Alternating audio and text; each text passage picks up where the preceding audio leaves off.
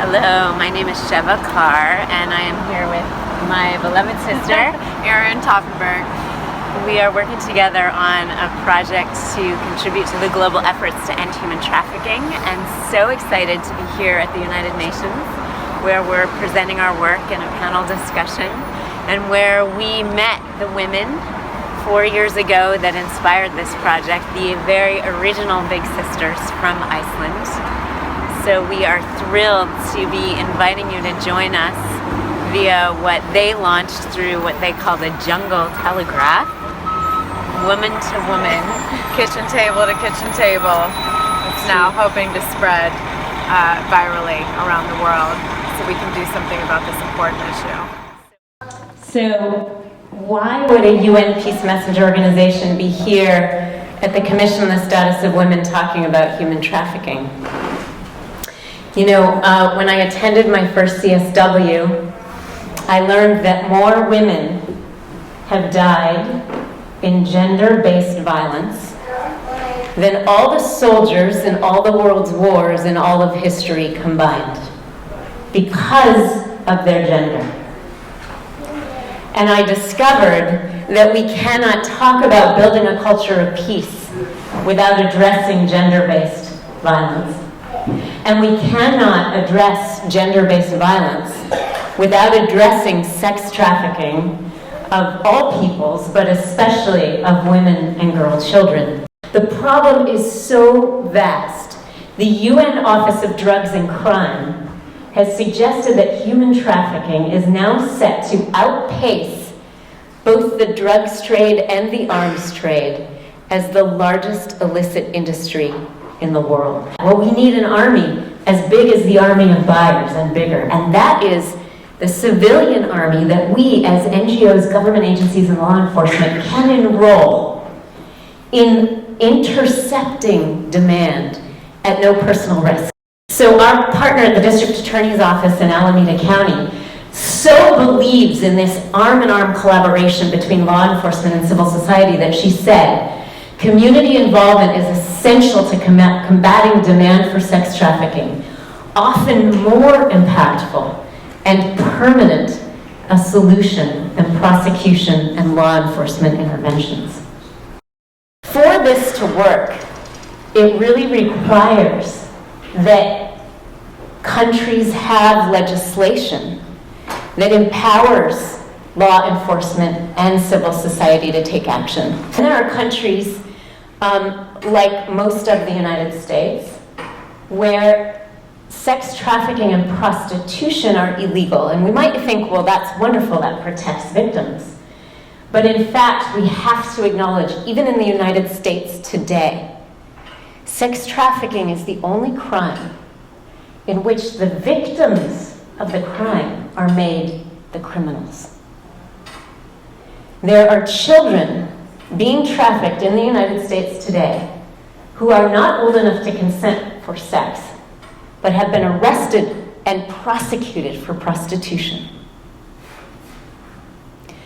When I heard facts like this at my first Commission on the Status of Women 4 years ago, I have to tell you, I was devastated beyond belief, and my day job is teaching stress management. I was in such despair. I was actually sitting in this very room 4 years ago today when I couldn't go to the next little thing I'd circled in my catalog of events because I was just floored. And into that room, onto this stage, thank goodness I couldn't move, walked this woman, Gudrun Jónsdóttir from Iceland. So Gudrun stepped on the stage and she said, after statistic after statistic and data point after data point of the horrors going on, enough! In Iceland, we don't just sit around whining about these things. We get up off the couch and do something about it. And she proceeded to tell a story that I'm going to tell you right now. Good for a little story time? So in Iceland, they fought to pass the laws first passed in Norway and Sweden, called the Nordic laws, which decriminalized the prostituted person, but criminalized the buyer and the seller. So when I saw Gudrun on the stage 4 years ago, there were only 3 countries that had passed this innovative law. Sweden, Norway, and Iceland became the 3rd. They fought for 10 years to pass this legislation. Now, by the way, we've added Canada, France, Northern Ireland. On the day the law passed, the Icelandic women gathered, the lobbyists gathered, and had a champagne toast, as is their favorite thing to do. And while they were drinking champagne, onto national television came the Icelandic police chief, who said,